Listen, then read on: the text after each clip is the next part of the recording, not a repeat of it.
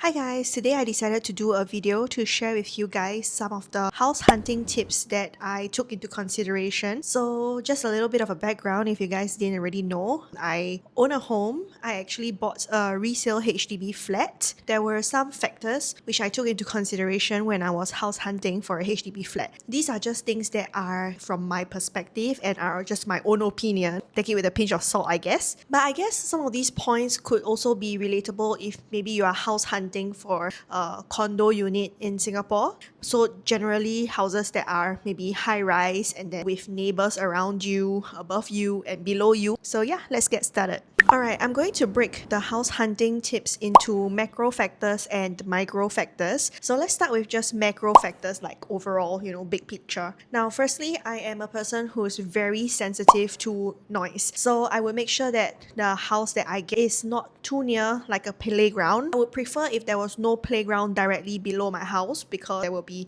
noise when kids play there. Childcare center, I would say, don't think the noise would really affect us because usually childcare centers are until like 7 p.m. or something. I'm usually not even home by 7 p.m. So I don't think there will be any noise that will affect me. So that's fine. And then other things like planes. So I will make sure that the place that I'm buying, right, is not located in an area where planes fly very often overhead because I think that would be quite disruptive. And then also road, like being near to a road, that is super important to me. Like I will never ever buy a house that is facing the road or where I can hear noise from the road from my house. That is a non-negotiable because I'm not sure if you've watched one of my house tours from many years ago when I rented one of the condo units and that unit was actually facing a road. It wasn't even a main road, but it was quite a busy road like near Jalan Kayu area. Wow, the noise was just terrible. Every time I try and open the balcony door to try and get some fresh air, I would just be breathing in the road smell, fumes, and also just hearing the noise of the vehicles all day and all night. I think that is something that I cannot accept. There are some other factors also, like for example, whether it faces a train track, a bus stop. I personally would never ever purchase a house that actually faces a train track directly because I just don't like the idea of being so close to it and also being able to hear the trains because as I said, I'm very sensitive to noise.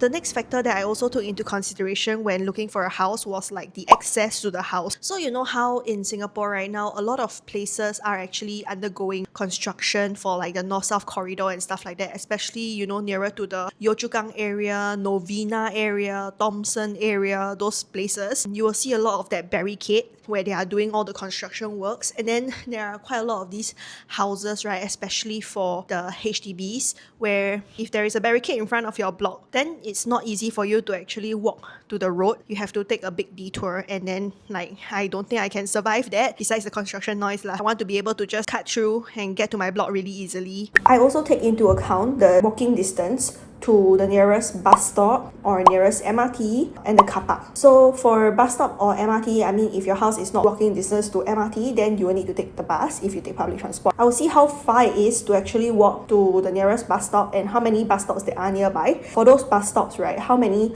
buses they have to serve you. So usually in newer estates, those very new one or just MOP very recently, usually they are not like mature estates where there are a lot more buses especially if they are located along the smaller roads. You only have probably 1-2 buses. So that's something that I really miss about staying with my parents because it was so convenient. There were quite a few bus stops all around and there were many buses that could get me easily to many MRT lines quite quickly. But then my current house that I bought, it's definitely worlds apart. The bus stops that serve my place, there are only like 1 to 2 buses for each bus stop. But of course, to go to the nearest MRT and all that is quite near Yeah, that's just something that I really miss about living with my parents. And then when it comes to walking distance to the car park, if you have a car, how far you are to the car park would matter. And also just check whether it is sheltered to walk from the house to the car park and vice versa.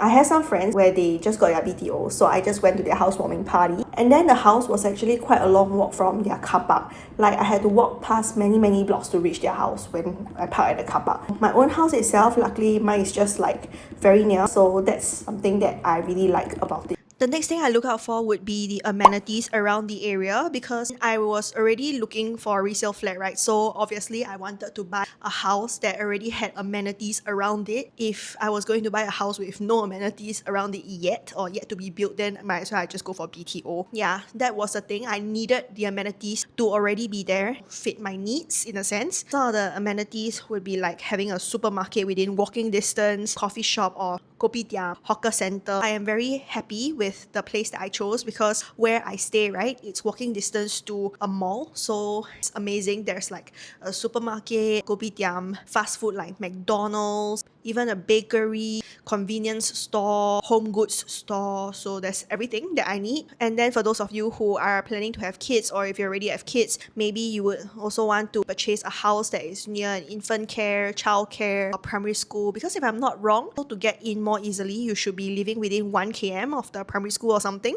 If you have certain primary schools in mind for your child, then I guess you could look for houses that are within 1 km of that school. Next is the overall location. I don't want it to be too far east, north, or west, because I don't want to take too long to travel to different parts of Singapore. Luckily, I work in a CBD, which is quite central. So when I go to work, it takes me less than an hour by public transport. I take bus and MRT to work. So that's pretty good. I think just in general, not being too far from the middle of Singapore is quite important to me. There are some places that I would never consider. So for example, places like Jurong, Bukit Batok, Punggol, all the very like extreme ends of Singapore. I would also look at the profile of the people living in the estate. Different estates in Singapore, right, there will be a slightly different profile. So some places will have more kids, some places will have more elderly, expats, working people. Let's say if you live near the CBD, it just depends on what you prefer, who you prefer to live around. For example, if you are a person with kids, you want to live near other couples with young kids, young families or something like that, then you will choose not very old estates, basically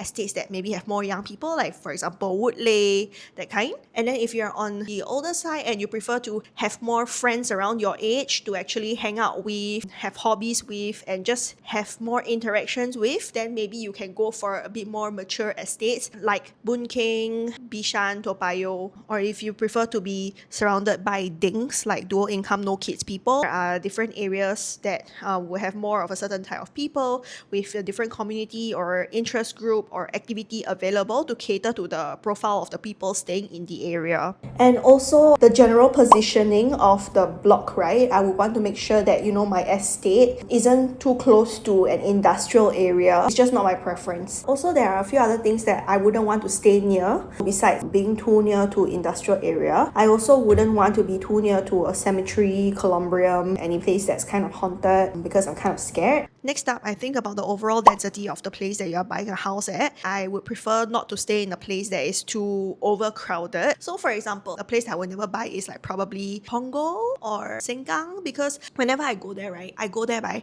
MRT, LRT, and even if I'm not going during the peak hour, I just feel that it's super crowded. Honestly, it gives me a bit of anxiety when a place is so crowded like that. So just by looking at how crowded it is when I take public transport there, I'm like, okay, I cannot buy this area. And then of course, you just have to think about any other issues which could be quite specific or unique to that area. For example, there are some blocks where there are a lot of flies during a certain season. This kind of thing is quite easy. You just Google. Maybe if you set your sight on this block or this area, right, just do a quick Google search to see whether it came out on the news before, because this kind of things do come out on the news sometimes. So I think it's just part of like the due diligence that you can do. Now, let's move on to the micro factors that I took into account when house hunting. Firstly, it's the house layout. For people who believe in feng shui or you have certain needs, right, you might want to take into account the layout of the house, but sometimes some of the walls can actually be hacked down, depending lah. So you have to see whether it's a structural wall or not. I'm pretty sure your interior designer or your contractor would actually advise you on that. You can actually sometimes change the layout of the house, maybe remove one room, make your living room bigger, or make your kitchen become an open concept kitchen. So you just have to see and make sure that you are okay and you like the layout of the house, or if you don't like it, is it possible for it to be changed or not? I personally really liked the open concept kitchen, so I got a house with an open concept kitchen so that I don't even have to do any hacking, and then I saved money on that lah. And then another thing is where your house faces, whether is it a corridor unit, is it a corner unit. For me, I'm very happy that mine is a corner unit. I don't have any neighbors on one side of my house, and I'm really far away from the rest of the corridor, like the rest of the units, so I have a lot of privacy, a lot more peace and quiet, so I really like it. You know, there are a lot of houses, newer ones, those that are 5 years old, 10 years old, where if you buy the corridor unit, right, some of the houses, like the service yard, it can actually be seen when people are walking along the corridor. So sometimes when I walk along my own place, like the corridor, right, I will see some of my neighbors hanging their clothes, cooking in the kitchen and stuff like that. I can actually see everything, man. It's like so near to me because their service yard is literally at the corridor. Also, other things about where the house faces, right, I would check whether is it facing the playground, the road, is it facing a food place, because I think when it's too close to a food place, then I will smell the fumes or I'll smell the food, and I don't think I will like that very much. The house might become too greasy. Whether it's facing the park, so personally I wouldn't want a house that faces the park because I don't think I want insects coming into my house, because sometimes I like to open my windows to ventilate the house. And then whether is it facing the sea, I also personally would not buy a house facing the sea because I'm not a fan of the sea. I don't appreciate the view of the sea. I don't really need it. I also heard somewhere that if your house is facing the sea, for example, those houses at Punggol or I don't know, at Keppel Bay area, along the East Coast Park area, you might have to consider how it might affect your furniture, especially those things made of certain materials that might be affected by the salty air or something. When I was looking for houses, there was a house that I viewed. There was quite a low floor one. I think it was just second or third floor. Right below the house was actually the bin center. I don't know if it was psychological or what, but I could smell a bit of the rubbish when I was viewing the house, and I was immediately like, no. The next thing to think about is the condition of the house, because you know resale flats, right, they vary in age. So you can have those that just MOP, or those that are a bit older, those that are very, very old, but very affordable and very, very big, like 30, 40 years old. The older it gets, it might get harder to maintain, especially with like the pipes, leakages and stuff. I personally did not want to subject myself to having to do those kinds of repairs. So I tried to make sure that I got a house that is not too old.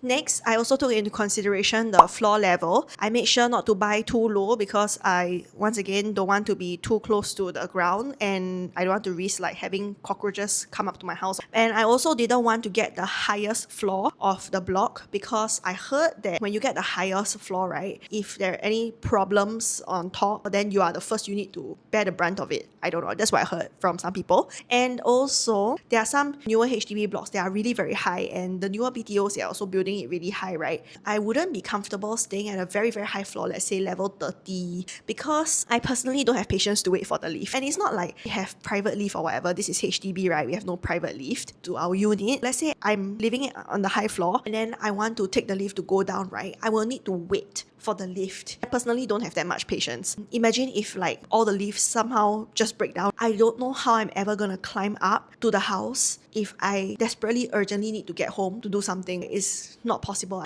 Next is about the neighbors. That's actually one of the perks of buying resale compared to buying BTO. When it's resale, right, you can come once, you can come multiple times, and you actually get to have a sense of who your neighbors are, how are they like, besides being able to feel the vibe of the place for yourself before you make a decision to purchase the house. So I'm very lucky that my neighbors are very nice, very peaceful, because I have heard of certain horror stories came out on the news, on social media, where people have nightmare neighbors where they will bang the walls or make all kinds of noises in the middle of the night, or come and bang on your door, or throw water at your door, or if you have neighbors who are hoarders and they make the entire corridor like filled with their stuff. Some other small factors would be whether there are very noisy pets in your neighbors' houses, which could disrupt your sleep at night. Once again, I am very lucky. I mean, I do have a neighbor with dogs that do bark, but luckily they only bark when I walk past their house. They don't bark in the middle of the night, so that's perfect. I can still sleep perfectly fine. And then I also have another neighbor, I think probably downstairs or upstairs, who always practices on the piano, but once again, it's alright for me because that person only practices around dinner time. Sometimes my neighbors, especially downstairs, right, below me, they will actually cook certain types of food, and then the food smell will actually go into my service yard. It will kind of affect my clothes that are drying on the rack. And it's not just food smell.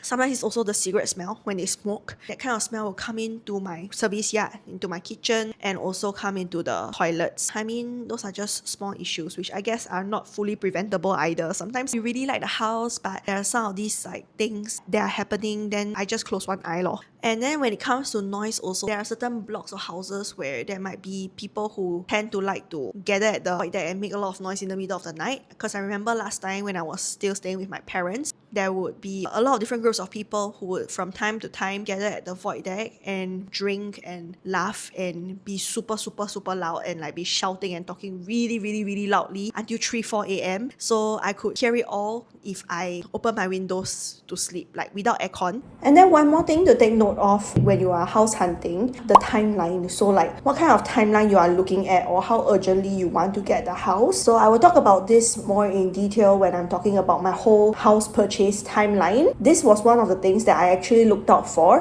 when I was searching listings of houses on Property Guru. I will read the description of the listings by the agents and I will check whether they need any extension, because there are quite a few listings where they will say the sellers require a 3-month extension. Some will be like, oh, no extension needed. I'm guessing the extension is when the sellers actually sell the house already, then they need some time to find another place to purchase, or they need some time to finalize living arrangements or accommodation. If you really want the house urgently, maybe you wouldn't want to wait for that 3-month extension. Then I guess you can just look for listings that say that no extension is required, depending on the urgency of your purchase. All in all, these are the factors that I personally took into consideration as much as I could when I was resale flat hunting. And overall, I have no regrets. I am very pleased with my selection, with my purchase, and I am also very pleased with my decision to buy this resale flat over a BTO. There are so many factors that you can choose because you can actually view and see the house before purchasing it. Instead of like, you know, some BTOs, right, when you buy, especially in the, I think, plus and prime areas, you have to stay there for, I think, at least 10 years. Like there's a 10-year minimum occupation period. So can you imagine having like super bad neighbors, or you end up not liking where your house is facing, the kind of noises you get, you're stuck there for 10 years. In that sense, I'm actually really glad that I got to be able to choose before purchasing, like, and see it and view it and be there in real life first before I commit. I will do another video to explain all the reasons why I chose to buy a resale flat instead of a BTO. So yeah, that's all for today. Let me know if I missed anything out or if there are any other factors that you guys also take into account when house hunting, and I'll see you in my next video. Bye!